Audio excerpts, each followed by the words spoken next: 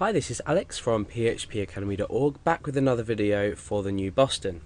Now, we've already looked at file handling and how to, open a file, have a look at the contents. However, what we need to look at is how we can read a specific directory and list all files. So you've probably already guessed there's going to be a loop somewhere in here to loop through the contents of a directory and display each file. And what we're going to be doing is we're going to just be displaying this as a list, and then we're going to create a hyperlink for each file so we can click on it. Now, first of all, let me explain why this might be useful. Let's say you were creating some kind of file-based photo gallery, and you wanted to have several folders, for example. Let's just take a look at the directory structure that I've chosen. I've got file.php, which I have open in my text editor, and I've got this files directory here. Now inside here, let's just put a star in there. We've got first file.txt, second file.txt, and third file.txt. Now what we're going to be doing is we're going to be looking inside this files directory and listing all files.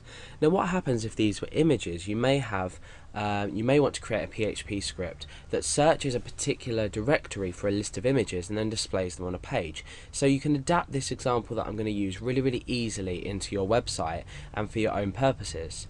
So we're going to be using two different functions. We're going to be using the open directory and the read directory. Now you've probably guessed the difference between the two. The open directory function will actually open the directory and load it into a handle, much like we've done previously with loading a file into a handle. Then we can do something with it. With the read directory, we're going to put this into the loop and create the read directory as another variable. So the read directory is going to read the handle, which is then going to equate to another variable called file. So you'll understand probably a bit better when I go into the example and show you. So the first thing we need to do is set up a variable called directory, and I'm doing this simply so I can reuse this over and over again in my program.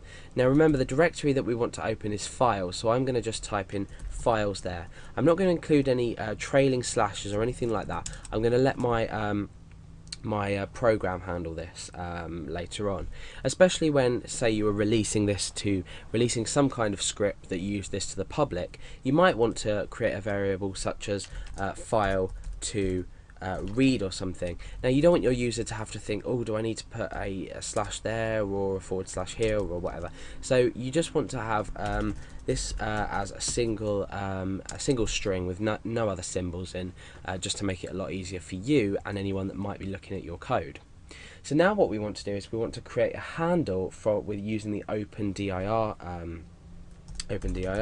function.